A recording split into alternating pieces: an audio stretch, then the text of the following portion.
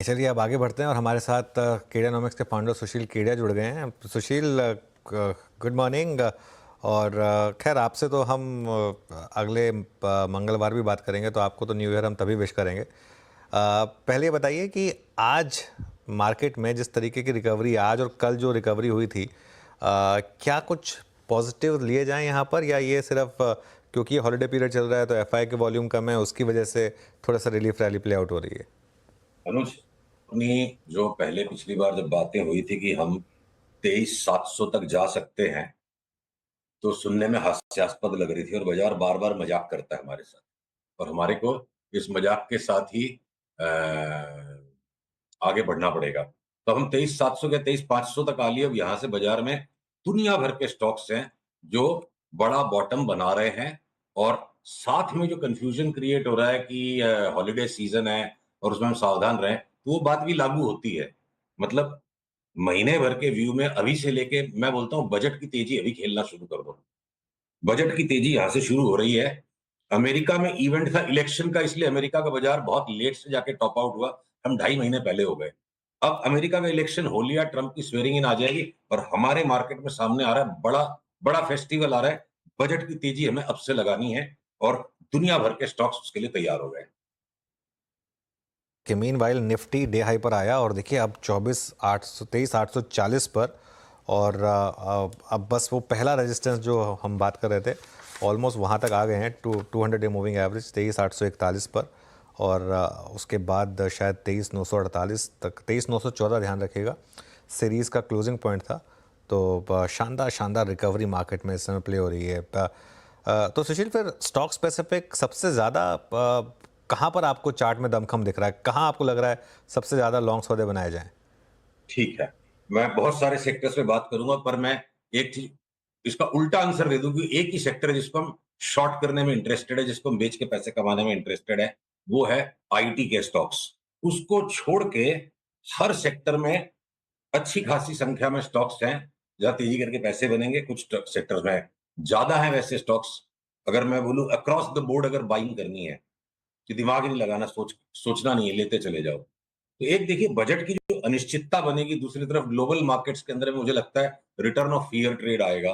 तो एफएमसीजी की जो चार्ट्स हैं वो इस तरीके से पॉइज्ड हैं कि आप एफएमसीजी का कोई भी स्टॉक ले लो, रॉन्ग नहीं हो सकते।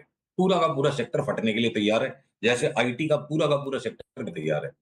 एफएमसीजी नो ब्रेनर है। अब उसके बाद हर एक सेक्टर में अलग अलग रोटेशंस हैं। अपनी पिछली बार बात हुई, जब जब हमें बाजार में तेजी का सौदा करने के 4-5 दिन दिखेंगे, 4-5 दिन के लिए तेजी का सौदा करना है, तो बैंक्स में अगर काम करना है हम छोटे वाले बैंकों को पकड़ेंगे। Top choice RBL, second best AU bank, IndusInd bank. Large banks में जो बहुत ज्यादा कूट दिया गया है, उसको भी अब हम लॉन्ग बायस में खेलेंगे। तो जब जब हमें बाजार में शॉर्ट बायस का काम करना होगा, 3-4-5 दिन का करेक्शन है, तो हम एचडीएफसी, आईसीआईसीआई, एसबीआई को बेचेंगे।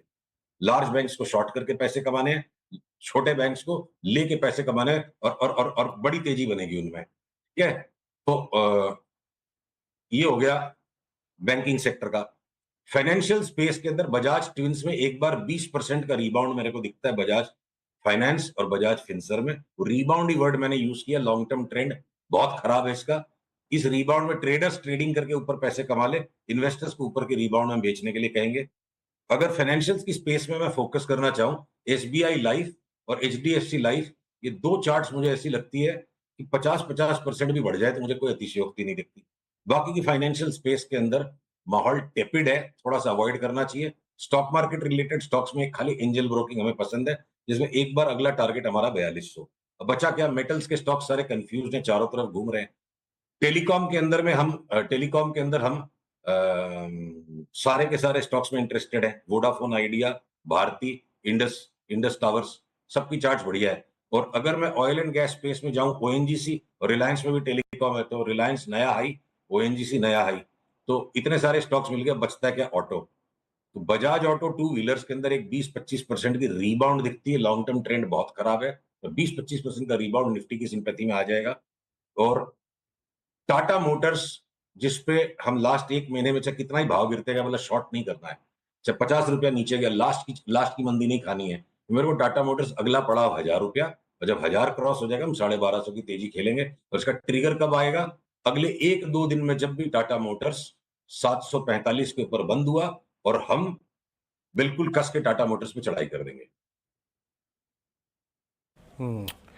सुशील जी, वीरेंद्र बोल रहा हूँ। अभी जो आपने शुरू में बात कही थी कि बजट के पर्सपेक्टिव से बाइंग आप शुरू कर दीजिए, इस कथन के बीच में आप कैपिटल गुड्स को कहाँ रखेंगे, चाहे वो सिमेंस हो, एबीबी, कमिंस, एलएनटी? दम नहीं दिख रहा है। देखिए, बजट का पर्सपेक्टिव है तो कॉमन सेंस नो ब्रेनर है कि वही ले लो। है वो मतलब कॉमन सेंस से भी ज्यादा मैं ये कहूंगा कि वो बिल्कुल ही पब्लिक सेंस है। मतलब कि बिल्कुल मोस्ट पॉपुलर आइडिया ये है कि भाई बजट आ रहा है तो कैपिटल गुड्स ले लो। ऑलरेडी उनकी चार्ट सबकी बनी हुई है और मैक्सिमम वो ट्रेडिंग जोन में है, इसलिए एक बार हम उनको वॉच करेंगे। अभी वहां हम कोई भी ज्यादा होशियारी नहीं लगाएंगे उस स्पेस में।